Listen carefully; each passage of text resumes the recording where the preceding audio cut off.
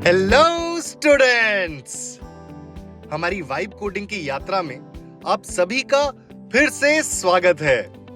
मैं हूं आपका दोस्त और शिक्षक प्रदीप, और आज हम कुछ मजेदार करने वाले हैं। पिछले कुछ दिनों में हमने मिलकर vibe coding, AI, prompts, websites, programming language और भी बहुत सी नई चीजों के बारे में सीखा। पिछले पाठ में हमने अब तक जो कुछ भी पढ़ा था उसे दोहराया। तो अब आइए एक खेल के माध्यम से देखते हैं कि आपको कितना याद है, और इस खेल का नाम है वाइब कोडिंग चैलेंज। लेकिन पहले आइए हम सब एक दूसरे के लिए ताली बजाएं, क्योंकि हमने साथ मिलकर बहुत कुछ सीखा है। अरे, आप में से कुछ लोग ताली नहीं बजा रहे। चलिए सब लोग मेरे साथ ताली बजाइए।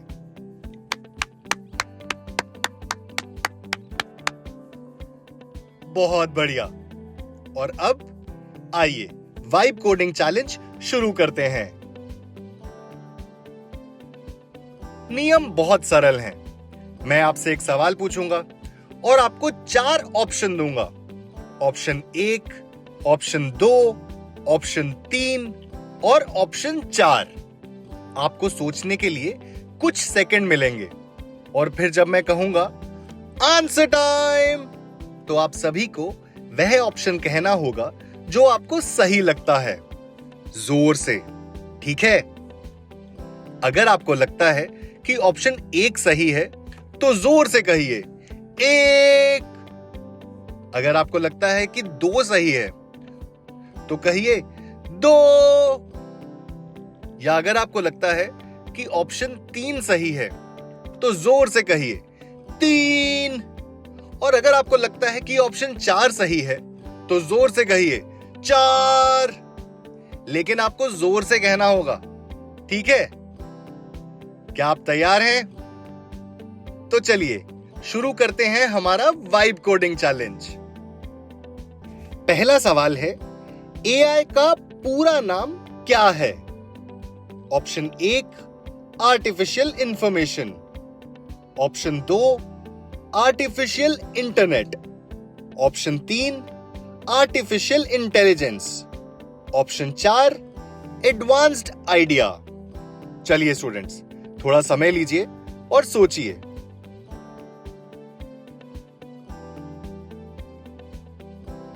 अब है आंसर टाइम। जोर से कहिए स्टूडेंट्स, आप सभी जोर से नहीं कह रहे हैं। डरिए मत, अगर जवाब गलत भी हो जाए तो भी कोई बात नहीं।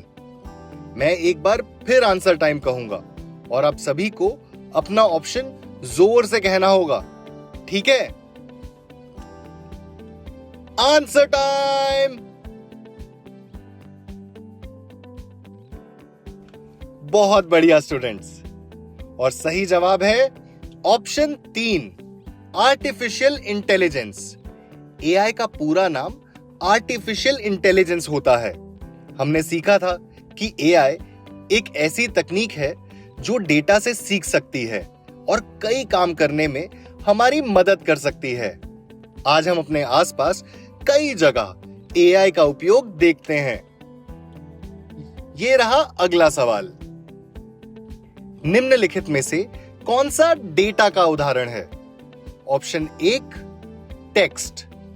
ऑप्शन 2, तस्वीरें। Option 3, computer code. ऑप्शन 4, उपरोक्त सभी। अब जब मैं आंसर टाइम कहूंगा तो मैं चाहता हूं कि आप सभी वह ऑप्शन बोलें जो आपको सही लगता है। ठीक है?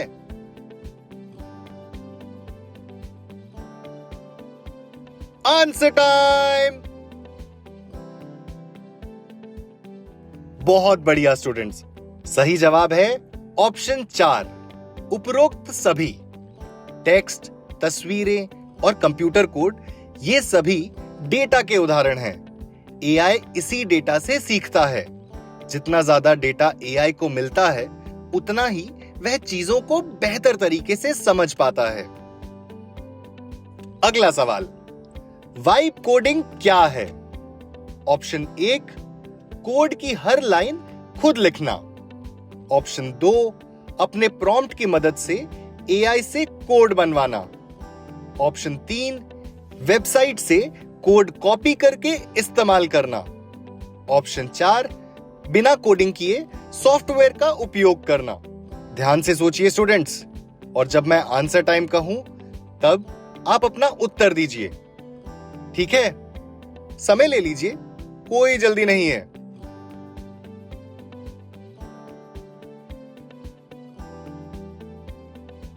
Answer time. आप में से कुछ ने कहा ऑप्शन 1, कोड की हर लाइन खुद लिखना। कुछ ने कहा ऑप्शन 3, लेकिन सही जवाब है ऑप्शन 2, अपने प्रॉम्प्ट्स की मदद से एआई से कोड बनवाना। वाइब कोडिंग में हम अपनी सोच और अपना आइडिया प्रॉम्प्ट्स के द्वारा स्पष्ट तरीके से एआई को बताते हैं, फिर एआई हमारी मदद से कोड बनाता है। इसी तरह हम वेबसाइट, ऐप और गेम जैसी चीजें बना सकते हैं। चलिए आगे बढ़ते हैं। वाइब कोडिंग शब्द किसने दिया था? Option 1, Bill Gates. Option 2, Tim Berners Lee. Option 3, Andrzej Karpathy. Option 4, Mark Zuckerberg. ठीक है स्टूडेंट्स, ध्यान से सोचिए, और जब मैं कहूं आंसर टाइम तब आप सभी एक साथ अपना उत्तर बोलिए। ठीक है?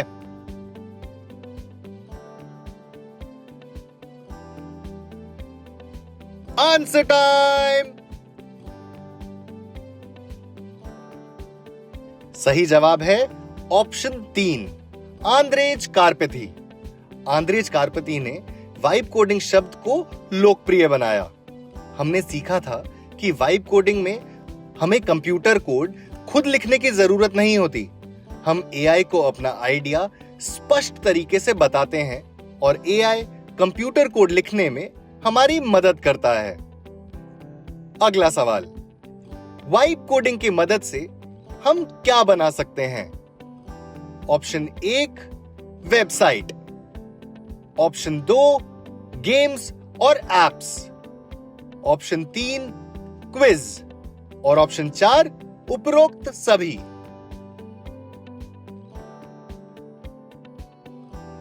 Answer time. सही जवाब है ऑप्शन 4, उपरोक्त सभी। वाइब कोडिंग की मदद से हम वेबसाइट, गेम्स, एप्स और क्विज और कई सारी चीजें बना सकते हैं। बस एक स्पष्ट आइडिया और सही प्रॉम्प्ट चाहिए, और फिर एआई हमारी मदद करने के लिए तैयार है। चलिए आगे बढ़ते हैं। एआई को जो इनपुट, सवाल या निर्देश हम देते हैं उसे क्या कहा जाता है? Option 1, rule. Option 2, prompt. Option 3, result. Option 4, output.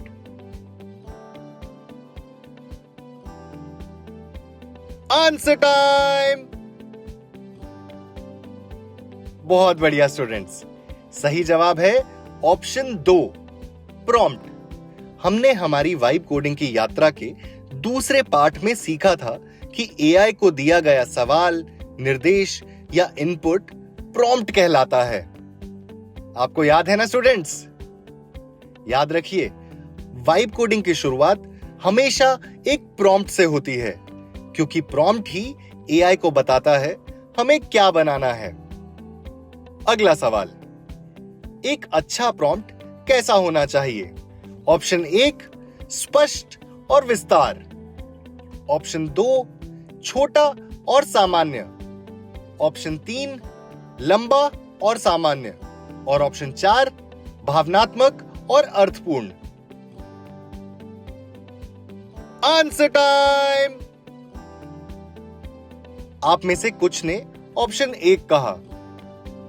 हाँ, सही उत्तर है ऑप्शन 1, स्पष्ट और विस्तार। स्टूडेंट्स, जब हमारा प्रॉम्प्ट स्पष्ट और विस्तार होता है तो एआई हमारी बात को बेहतर तरीके से समझ पाता है। तो याद रखिए, अगर आपका प्रॉम्प्ट स्पष्ट है, विस्तृत है और सही है तो एआई आपको बेहतर जवाब देगा। लेकिन अगर आपका प्रॉम्प्ट छोटा है, अस्पष्ट है या अधूरा है तो एआई आपको सामान्य जवाब देगा, जो शायद आपकी जरूरत के अनुसार ना हो। इसीलिए हमने इस कोर्स में एक बहुत महत्वपूर्ण चीज सीखी थी, बेहतर प्रॉम्प्ट, बेहतर परिणाम। चलिए आगे बढ़ते हैं। कंप्यूटर कोड क्या होता है? ऑप्शन 1, कंप्यूटर को दी गई तस्वीरों का समूह। ऑप्शन 2, प्रोग्रामिंग लैंग्वेज में कंप्यूटर को दिए गए निर्देशों का समूह। ऑप्शन 3, मानव भाषाओं में कंप्यूटर को दिए गए निर्देशों का समूह। ऑप्शन 4, कंप्यूटर को दी गई फाइलों का समूह।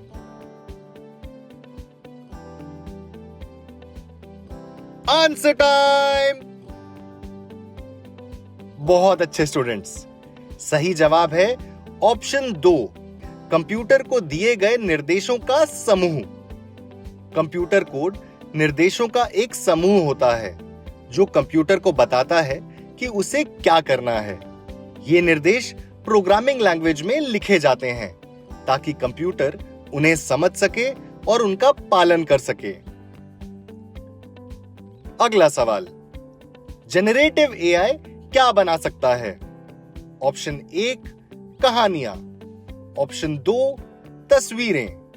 Option 3, computer code. या फिर ऑप्शन 4, उपरोक्त सभी।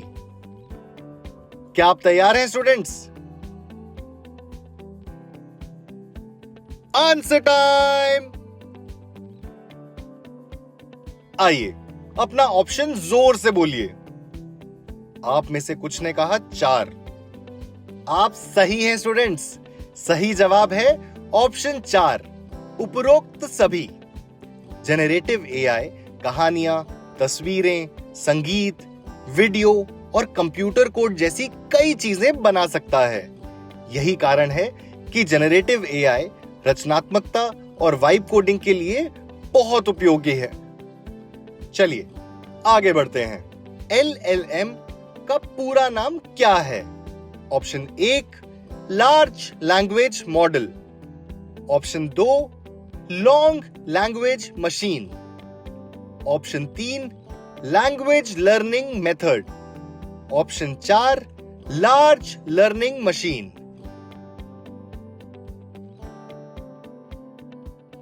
Answer time.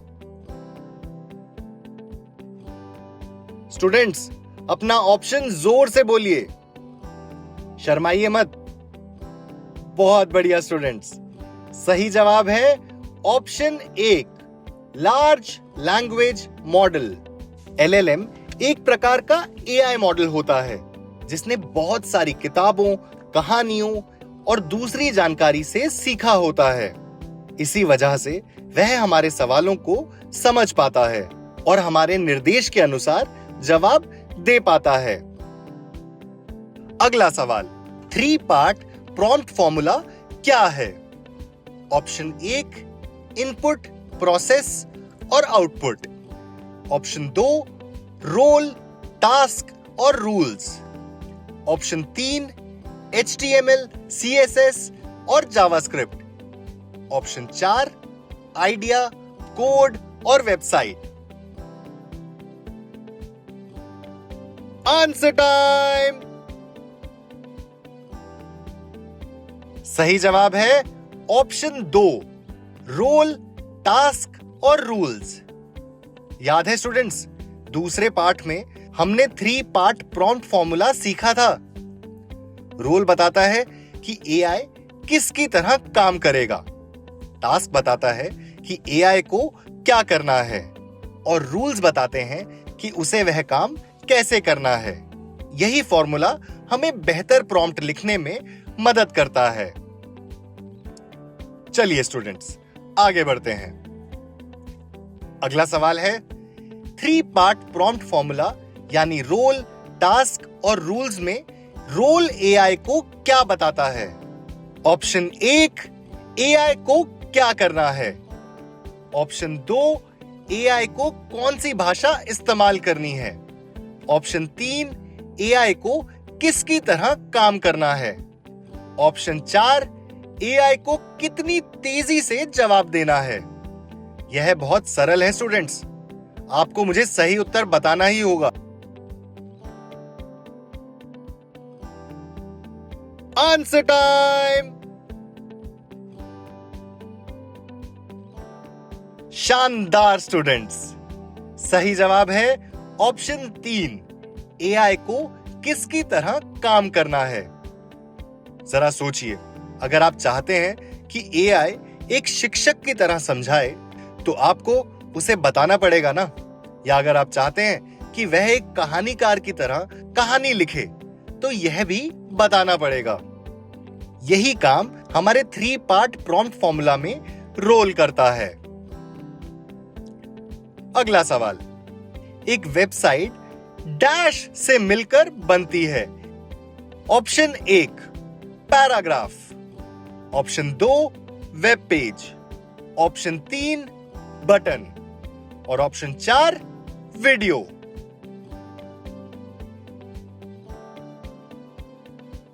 Answer time. सही जवाब है option 2, web page.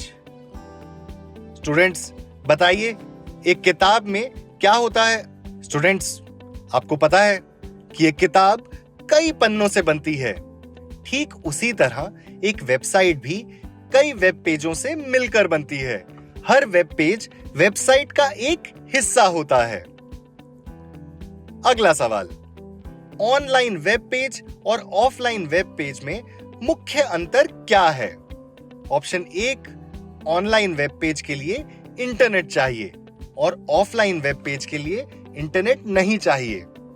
Option 2, online web page में तस्वीरें होती हैं और ऑफलाइन वेब पेज में केवल टेक्स्ट होता है। ऑप्शन 3, ऑनलाइन वेब पेज रंगीन होते हैं, ऑफलाइन वेब पेज रंगीन नहीं होते। ऑप्शन 4, ऑनलाइन वेब पेज बड़े होते हैं, ऑफलाइन वेब पेज छोटे होते हैं। Answer time. सही जवाब है ऑप्शन 1, ऑनलाइन वेब पेज के लिए इंटरनेट चाहिए, ऑफलाइन वेब पेज के लिए इंटरनेट नहीं चाहिए। अगला सवाल, कंप्यूटर कुछ विशेष प्रकार की भाषाएं समझते हैं। इन भाषाओं को क्या कहा जाता है? Option 1, human language. Option 2, programming language. Option 3, sign language. Option 4, body language. Answer time. सही उत्तर है ऑप्शन 2, प्रोग्रामिंग लैंग्वेज। जरा सोचिए, अगर आप अपने दोस्त से हिंदी में बात करें तो वह समझ जाएगा, लेकिन क्या कंप्यूटर हिंदी या अंग्रेजी समझता है? नहीं, कंप्यूटर को समझाने के लिए हमें विशेष भाषाओं का उपयोग करना पड़ता है। इन्हीं को प्रोग्रामिंग लैंग्वेज कहा जाता है। अगला सवाल, निम्नलिखित में से कौन सा एक प्रोग्रामिंग लैंग्वेज का नाम है? Option 1, CSS। Option 2, JavaScript. Option 3, Python. और ऑप्शन 4, उपरोक्त सभी। Answer time. सही उत्तर है ऑप्शन 4, उपरोक्त सभी।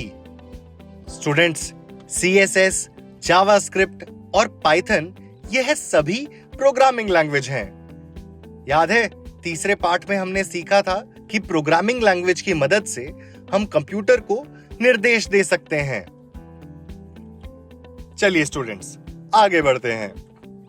जावास्क्रिप्ट वेब पेज में क्या भूमिका निभाती है? ऑप्शन 1, क्लिक करने या टाइप करने पर क्या होना चाहिए? ऑप्शन 2, टेक्स्ट और तस्वीरें कहां दिखाई देनी चाहिए? ऑप्शन 3, कौन से रंग और डिजाइन इस्तेमाल होने चाहिए? ऑप्शन 4, इनमें से कोई नहीं।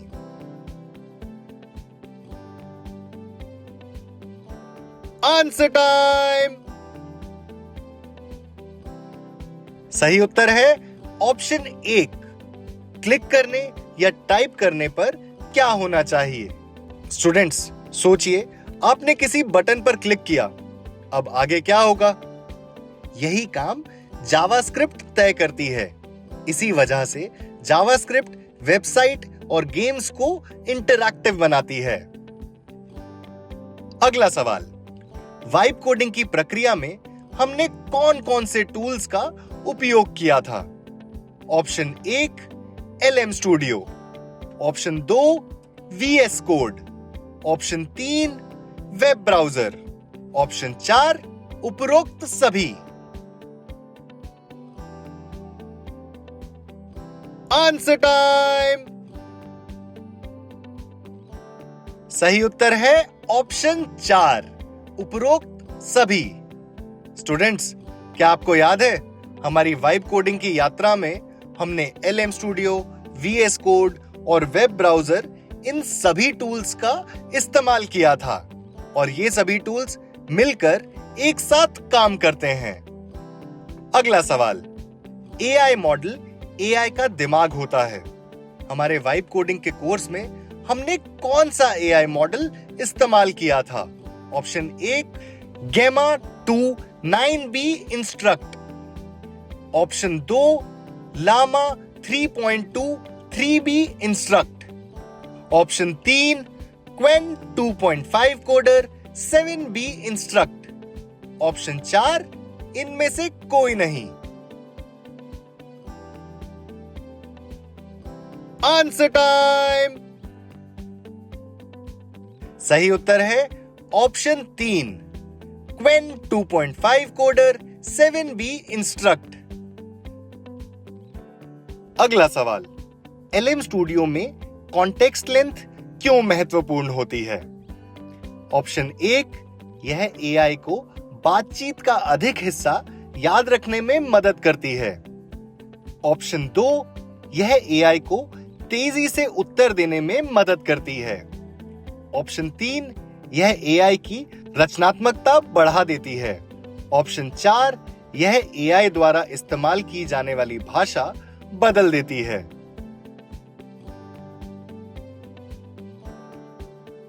Answer time. सही उत्तर है ऑप्शन 1, यह AI को बातचीत का अधिक हिस्सा याद रखने में मदद करती है। बहुत बढ़िया स्टूडेंट्स, जरा सोचिए, अगर बातचीत बहुत लंबी हो जाए तो हमें शुरुआत की बातें याद रखने में मुश्किल हो सकती है ना? इसी तरह AI के साथ भी ऐसा ही कुछ होता है। कॉन्टेक्स्ट लेंथ तय करती है कि AI को हमारी बातचीत का कितना हिस्सा याद रखना है। अगला सवाल, हमारी कोर्स में कॉन्टेक्स्ट लेंथ कितनी रखी गई थी? ऑप्शन 1, 1024, ऑप्शन 2, 2048, ऑप्शन 3, 4096 और ऑप्शन 4, 8192।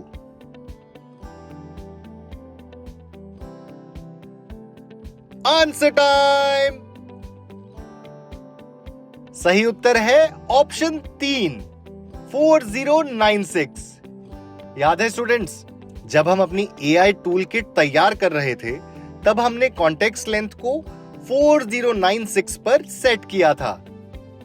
कॉन्टेक्स्ट लेंथ जितनी ज्यादा होगी, AI उतनी ही ज्यादा चीजें याद रख पाएगा। अगला सवाल, हमारे कोर्स में LM स्टूडियो द्वारा बनाया गया कोड हम कहां पेस्ट करते थे? ऑप्शन 1, ब्राउज़र में, ऑप्शन 2, demo.html फाइल में, option 3, Qwen 2.5 coder 7B instruct में, ऑप्शन 4, ChatGPT में। Answer time. सही उत्तर है ऑप्शन 2, demo.html फाइल में। याद करिए स्टूडेंट्स, एआई कोड बनाता था और फिर हम उसे कहां पेस्ट करते थे? demo.html फाइल में। स्टूडेंट्स, याद है demo.html फाइल हम VS कोड में खोलते थे और कोड को पेस्ट करते थे, और demo.html फाइल में कोड सेव करने के बाद हम उसे ब्राउज़र में खोलकर अपना प्रोजेक्ट देखते थे। बहुत बढ़िया स्टूडेंट्स, चलिए आगे बढ़ते हैं। निम्नलिखित में से कौन सा वेब ब्राउज़र है? Option 1 Google Chrome, option 2 Firefox, option 3 safari, option 4 उपरोक्त सभी। Answer time. सही उत्तर है ऑप्शन 4 उपरोक्त सभी। स्टूडेंट्स, गूगल क्रोम, फायरफॉक्स और सफारी ये सभी वेब ब्राउज़र हैं। आपको याद है हमने अपने बनाए हुए प्रोजेक्ट्स को देखने के लिए भी ब्राउज़र का उपयोग किया था। चलिए आगे बढ़ते हैं। अगर एआई हमें हमारी उम्मीद के अनुसार परिणाम ना दे तो हमें क्या करना चाहिए? ऑप्शन 1 अपना प्रॉम्प्ट बेहतर बनाना चाहिए, ऑप्शन 2 एआई का उपयोग बंद कर देना चाहिए, ऑप्शन 3 ब्राउज़र हटा देना चाहिए, ऑप्शन 4 कंप्यूटर बंद कर देना चाहिए। Answer time. सही जवाब है ऑप्शन 1 अपना प्रॉम्प्ट बेहतर बनाना चाहिए। स्टूडेंट्स, अगर एआई हमें सही या हमारी उम्मीद के अनुसार परिणाम न दे तो हमें हार नहीं माननी चाहिए। हमें अपना प्रॉम्प्ट और स्पष्ट तरीके से लिखना चाहिए और हमारे प्रॉम्प्ट में ज्यादा जानकारी देनी चाहिए। याद है स्टूडेंट्स, हमने सीखा था बेहतर प्रॉम्प्ट बेहतर परिणाम। स्टूडेंट्स, अब वाइब कोडिंग चैलेंज का ये आखिरी सवाल है। वाइब कोडिंग के क्या फायदे हैं? ऑप्शन 1 यह हमें वेबसाइट, एप्स और गेम्स बनाने में मदद करती है। ऑप्शन 2 यह हमें बिना कोडिंग जाने भी सॉफ्टवेयर बनाने में मदद करती है। ऑप्शन 3 यह हमें प्रोजेक्ट्स जल्दी बनाने में मदद करती है। ऑप्शन 4 उपरोक्त सभी। स्टूडेंट्स, यह आखिरी सवाल है। मैं चाहता हूं कि जब मैं आंसर टाइम कहूं तो इस बार आप अपना उत्तर जोर से बोलें। Answer time. सही उत्तर है ऑप्शन 4 उपरोक्त सभी। वाइब कोडिंग की मदद से हम वेबसाइट, एप्स, गेम्स और कई मजेदार प्रोजेक्ट बना सकते हैं। यही वजह है कि वाइब कोडिंग बहुत मजेदार और हां, बहुत शक्तिशाली है।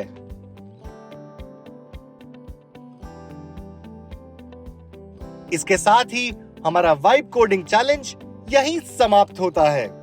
आप सभी ने बहुत अच्छा किया और मुझे आप सभी पर बहुत गर्व है। अगर आपके कुछ जवाब गलत हुए हो तो कोई बात नहीं, क्योंकि सीखने का मतलब सिर्फ सही जवाब देना नहीं होता। सीखने का मतलब होता है नई चीजें जानना, कोशिश करना और आगे बढ़ते रहना। स्टूडेंट्स, जब हमने इस कोर्स की शुरुआत की थी तब शायद आप में से बहुत स्टूडेंट्स ने पहली बार वाइब कोडिंग का नाम सुना होगा, लेकिन आज देखिए, आज आप जानते हैं कि वाइब कोडिंग क्या है और यह भी सीखा कि एआई की मदद से अपने विचारों को असली प्रोजेक्ट्स में कैसे बदला जा सकता है। यह कोई छोटी बात नहीं है स्टूडेंट्स, आपने बहुत कुछ सीखा है और सबसे अच्छी बात यह है कि अब आप खुद नई नई चीजें बनाना शुरू कर सकते हैं। हो सकता है कि आप एक मजेदार गेम बनाएं, हो सकता है कि आप एक शानदार वेबसाइट बनाएं, या हो सकता है कि आप एक ऐसा प्रोजेक्ट बनाएं जो आपके स्कूल, आपके गांव या आपके परिवार के काम आए। याद रखिए स्टूडेंट्स, हर बड़ी चीज की शुरुआत एक छोटे से विचार से होती है। मुझे पूरा विश्वास है कि आप सभी कुछ ना कुछ नया बनाते रहेंगे। मैं आपसे फिर मिलूंगा एक नए कोर्स के साथ। तब तक सीखते रहिए, अभ्यास करते रहिए और हाँ, वाइब करते रहिए।